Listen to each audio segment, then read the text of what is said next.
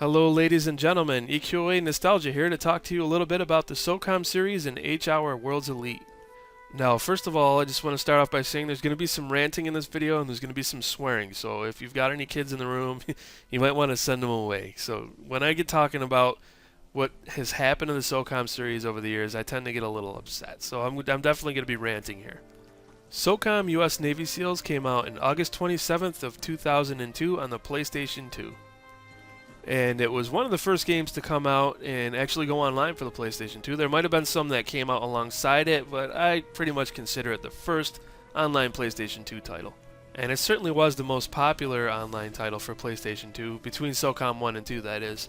Definitely the most popular games on the PlayStation 2 for online play. As a matter of fact, at one point the SOCOM servers boasted more players than all of Xbox Live games combined. Now, we're talking about the original Xbox here, we're not talking about 360. And that was a completely different time. There was a lot more gamers on now than there were back then in those days, so it's a very different time. I mean, it's a fact that SOCOM sold a lot of PlayStation 2 consoles. It was a very popular game, and if your buddy had it and you didn't have a PlayStation 2, chances are you went out and got a PlayStation 2 because you seen him play it or you heard him talk about it and you wanted to get down on that shit. Now, my cousin and I originally got the SOCOM game. He actually brought it home, and I was staying over at his place at the time, and we didn't have internet then. We just wanted to check it out because it looked really cool. The box was big, and it had a headset in there. And I had read about it in a magazine saying that, the AI actually reacts to your voice when you speak. You could tell a team to stop and follow and fire and all that stuff, and they listened. And we had a lot of fun with the game. We absolutely loved it. We took turns just playing through the campaign. And I remember we were thinking to ourselves, man, I wonder what it's like to play this online. It's such an amazing game on the campaign alone. It's got to be really awesome online. Now, if you watched my previous video, you know that I didn't have internet for a while, and the reason why I got internet was for SOCOM. So I went ahead and I got myself hooked up with a cable provider, and I got my internet turned on. And as soon as I started playing SOCOM, I was addicted to it. My cousin came over and he seen how awesome it was, and he went out and he got a PlayStation 2, and a couple of my other friends came over and they seen it, and they went out and they got PlayStation 2s just to play SOCOM. And not only that, those guys had to go out and get the network adapter. I mean, I had to get it as well, but I already had the PlayStation 2. So you're talking a decent amount of money just to get on and play SOCOM. That's the kind of impact this game had on my friends. So then SOCOM 2 came out, and it was a very good game, and a lot of people don't really remember, but there was a lot of bitching going on about SOCOM 2. With the hit detection wasn't as good. It took a little bit longer for people to die. You would die a lot quicker in SOCOM 1. There was no health bar in SOCOM 1. In SOCOM 2, they introduced a health bar, so there were people complaining about that, and there's still to this day people that say, SOCOM 2 sucked, SOCOM 1 was the only true SOCOM. I'm not one of those people. I absolutely loved SOCOM 2. I absolutely loved SOCOM 1. And, I had some fun with SOCOM 3. Now, SOCOM 2 was pretty much the height of the series. It was very, very popular. And if you had a PlayStation 2 and you were online, you were playing that game. And then SOCOM 3 came along. And again, people weren't really feeling that game because it changed. And it changed a lot. They started using a different engine, first of all. I'm not entirely certain what engine it was they went through. But they were originally using the Kinetica engine, and some of you might remember Kinetica. It was kind of like a racing game, and they were using that engine for SOCOM 1 and 2. And then all of a sudden, SOCOM 3 came out. They switched the engine, and the game felt a little different when you played it. It just didn't feel the same. And not only that, it went from an 8 versus 8 game, 16 players, to 32 players. And I remember people were asking for that on forums and stuff. They were like, man, Battlefield is an awesome game, and the maps are huge, and you got vehicles, and they were starting to point at Halo 2. Halo 2 had gotten big around that time, somewhere around that time, and they were saying, well, man, we really want what Halo's got. They got vehicles and stuff like that. And so, of course, Zipper went ahead and decided to go with that kind of stuff, and it just wasn't that popular. And as far as I know, the game sold well, but what I mean by not that popular, the original fans didn't really embrace it as much. And part of the reason was SOCOM was one of those games where you didn't respawn. Now, SOCOM 2 introduced a respawn mechanic, but that was mostly for people to warm up before clan battles and stuff like that. But, SOCOM was the kind of game where if you died, you stayed dead until the round ended, and everybody was dead, and then you got to start again. And nowadays, everything is respawn, and I know a lot of people when they hear that, they're probably going, that doesn't sound like a lot of fun to me. If you weren't into SOCOM, you're probably thinking, I don't want to sit around dead. I just want to respawn and get back into the action. But SOCOM was more like a thinking man's game, and there was a lot more strategy involved in SOCOM. So if you got into the game and you got your ass whooped, which often was the case because there was a very steep learning curve, okay? You get your ass kicked, but then you could watch other people play in the game, and you could talk to the people that were dead. And you can talk about what went wrong, what you should do, how you can improve, and you watched other people, and you got better at the game. And there was just something about that kind of mechanic. When you killed someone, you knew you were putting them into, a standby mode where they were spectating their friends, and it really sucked to be that person. You didn't want to die. You were more afraid of dying than you are in a typical respawn game. Like in a respawn game, whenever I play a respawn game, I just zerg in. I don't really care. I just go nuts. Some people still camp in games like that. That's really stupid, but they do. And we had campers in SOCOM as well, but you usually got voted out. And it's another thing you can't do in games. You typically can't vote people out anymore, but you could in SOCOM. If they were playing like a pussy, you could vote their ass out. And the community you knew right away who the assholes were. If someone came in your room, they had a bad reputation, you kicked them out. And it was a lot like EverQuest was back in the day compared to how MMOs are now. So if you guys that are on my channel, you're EverQuest fans and you don't know about SOCOM, it was kind of like that. SOCOM is the EverQuest 1 of shooters, okay? And death had a bigger penalty to it. When you died, you had to wait, and it was felt more adventurous, and there was a steeper learning curve to it. And the community was definitely tighter because it was a smaller community. Like I said, online gaming wasn't that big. Now, there were a lot of people, but you had clans just like you had guilds and stuff like that in EverQuest.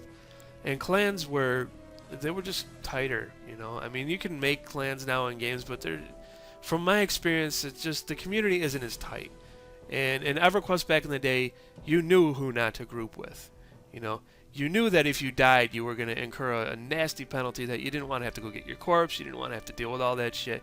Same exact thing, but only in shooter form, pretty much. Now, in SOCOM 3, death was more of a pain in the ass because the maps were bigger. And if you had only a couple people on a map looking for each other, you could be sitting there until the timer runs out. And typically that was the case. You'd be sitting there until the timer ran out. And I don't know, 5-10 minutes, just waiting for those two people to find each other. And you're like, oh my god, just throw a grenade on the ground and kill yourself. It was a pain in the ass.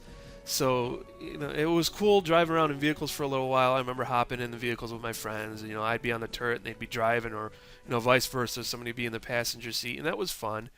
But after a while, it was stupid. It just wasn't SOCOM.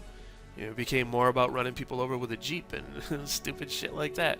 And some people had fun with the convoy. I never really played convoys. Like, it was a type of game mode where I guess you had to protect vehicles.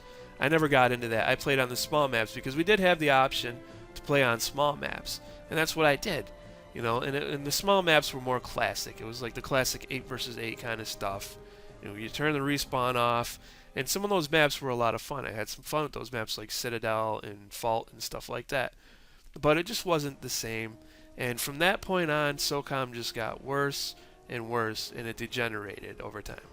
Now, another thing for me that pretty much ruined SOCOM, and this is getting on a personal level, my cousin whom I started playing SOCOM with, he passed away from cancer. And this was in 2006, and he was young. He was only 23 years old, so that was devastating for me. He was pretty much like my best friend.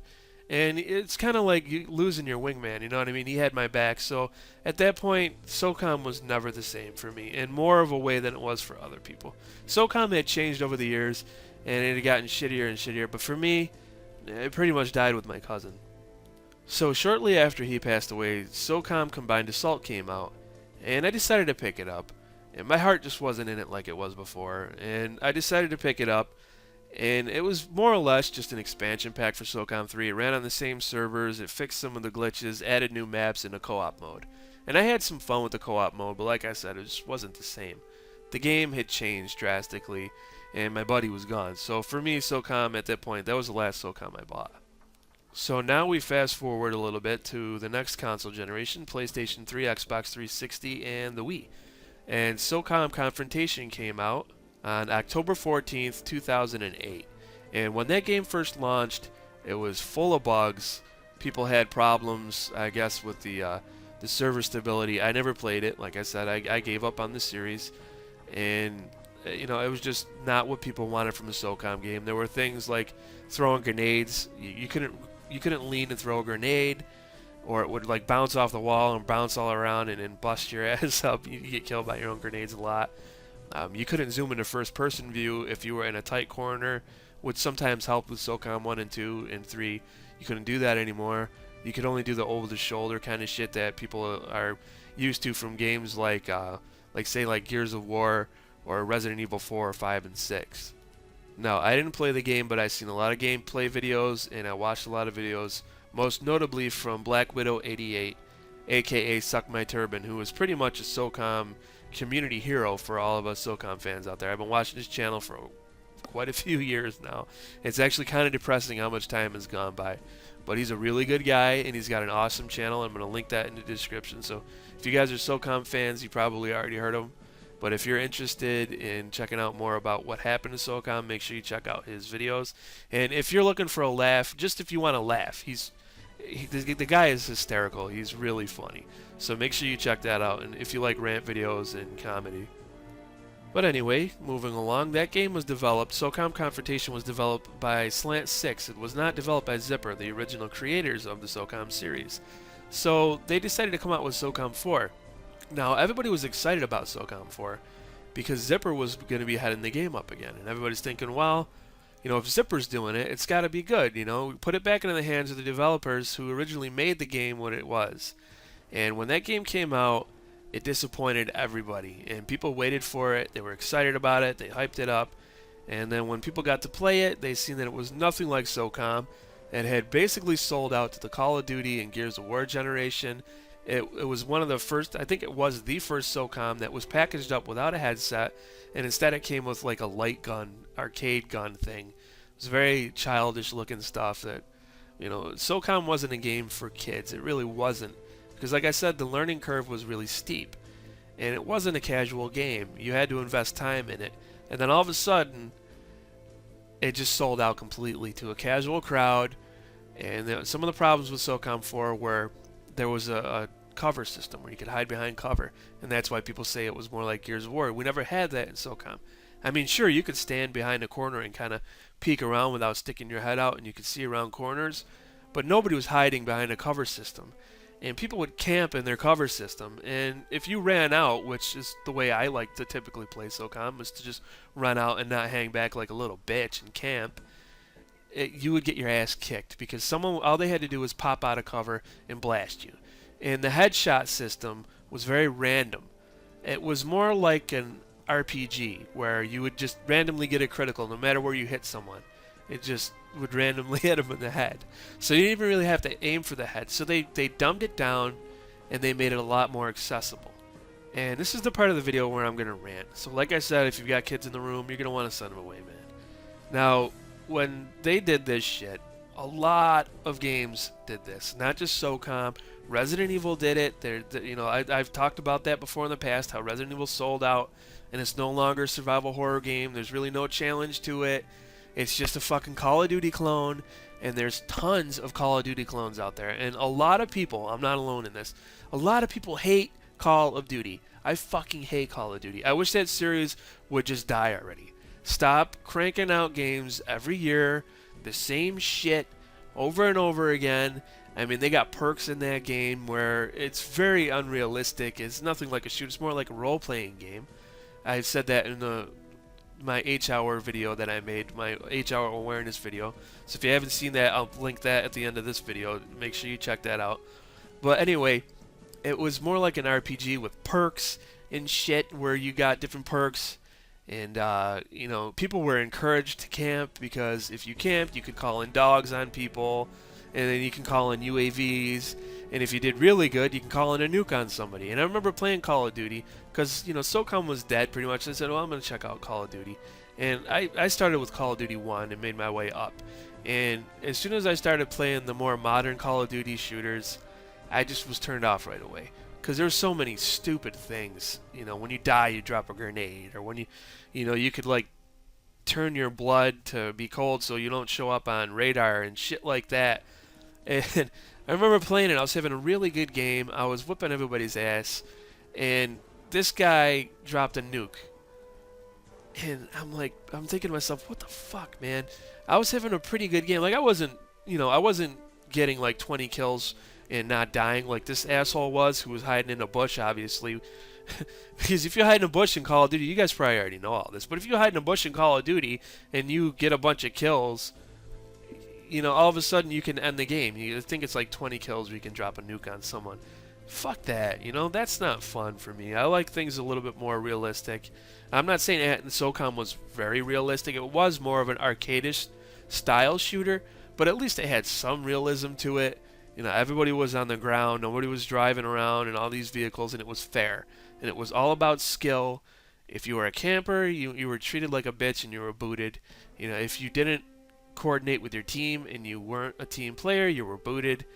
And we had lobbies back then where you could actually look at the rooms that you wanted to play in. You didn't just press a button and it automatically matched you up with people. You didn't have to level up. Again, when did shooters turn into a fucking role-playing game? You didn't have to level up to unlock guns, so you didn't get into the game and start with a pea shooter and some assholes nuking your ass with, just all sorts of crazy-ass guns. I remember getting World at War. I think that's what it was called, World at War. And this dude was running around with a flamethrower, and he's just lighting everybody up. And I'm like, how do I get the flamethrower? Oh, you gotta be level 50. Really? I gotta sit here and no life the game and just sit here for fucking days leveling up to level 50. And then Battlefield started to do shit that got on my nerves, where they were having DLC map packs. And I've bitched about this before. I don't like that shit, the DLC map packs. It's a pain in the ass. Some DLC maps, that's fine, but if you have to pay $50 to get the fucking maps, dude, and then you don't get the XP boost other people have if they buy that map pack. So you're at a disadvantage to the guy who can drop more money on that game. I don't like paying for games twice. That's not my thing. And I've had fun with Battlefield. I've had a lot more fun with Battlefield than I have with Call of Duty, I'll tell you that right now. And I do still play Battlefield 3 off and on. I don't play it a whole lot, but I enjoy it more because it's just a bit more tactical. You got to push with your team, and the team's working together and stuff like that. But then they drop all this DLC on you, and they're like, well, just $50 and you can get a boost in XP. And it puts people that might not have that money or aren't willing to drop that money at a disadvantage, and that's no good. But like I said, games are sold out, and a lot of games I've noticed, there's one thing I noticed, a trend with games over the years, is that they get progressively easier to pander to a more casual audience. And some people might say, well, they just got less time consuming. That's not necessarily true. They've gotten easier. And the reason why the industry does that is because the industry's kind of gotten too big for its own good, guys. There's so much money invested in these games. They drop millions of dollars in these games, and they can't afford to fail, so they always take the safe route. If they know something works, they're going to go with that. And that's why everything's trying to be Call of Duty, because everybody's trying to get a piece of the pie that is Call of Duty and Gears of War and all the shit that's popular. And you had the same thing happen with Grand Theft Auto. There's a lot of Grand Theft Auto clones out there, and some of those games are pretty good.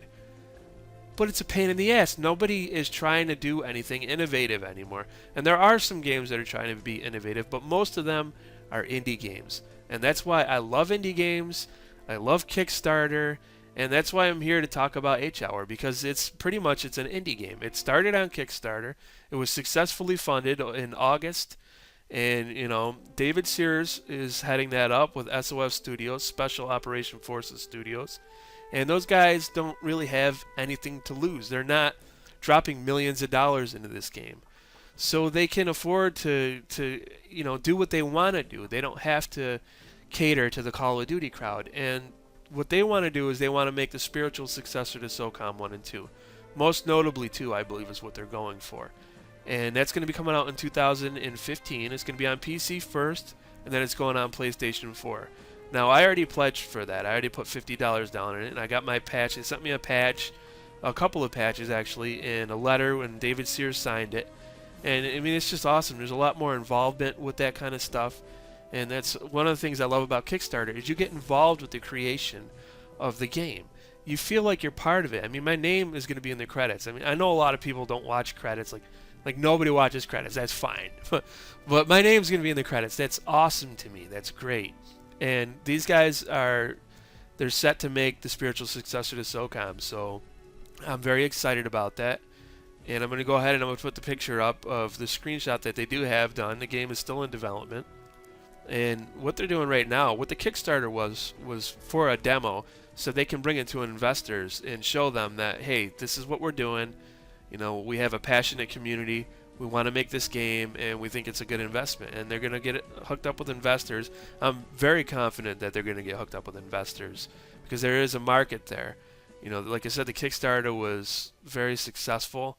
They met their goal and then some. Like they made like $52,000 more than they wanted, so they met their first stretch goal.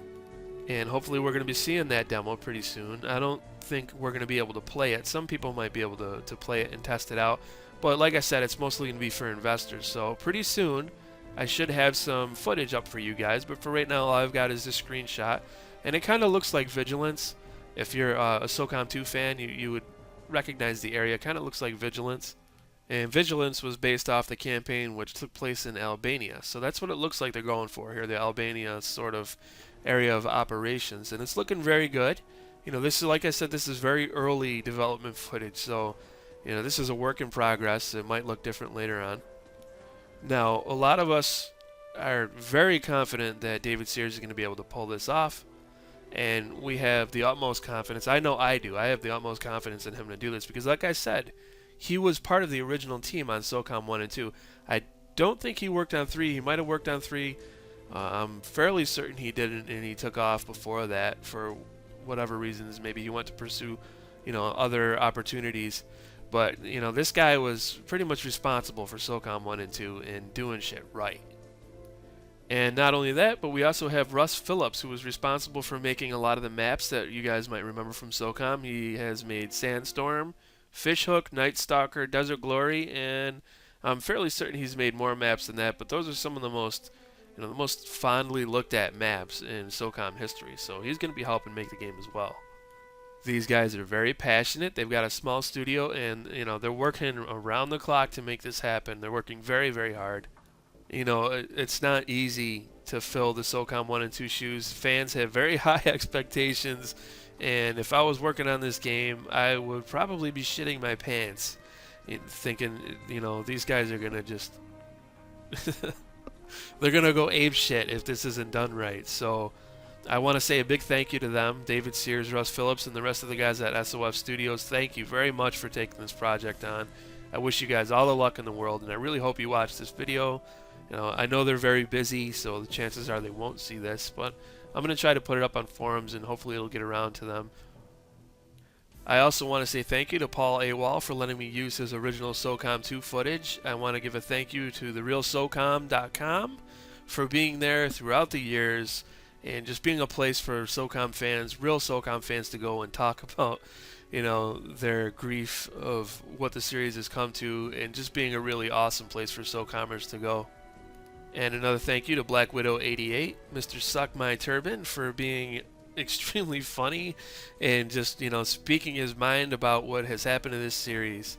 And, you know, I gotta be honest, Turban, if you watch this, you're one of the reasons why I make videos, man. You're one of the reasons why I got into YouTube. So thank you, and keep on kicking ass, bro. Now, I am going to be linking in the description all the people and places that I have mentioned throughout this video, so you guys can check those out. I'm also going to be putting up the H-Hour World's Elite official website, so make sure you check that out. And on that website, you will also find a donate button if you are so inclined. So if you want to help make this game become a reality, go ahead and do that. I encourage everybody to do that.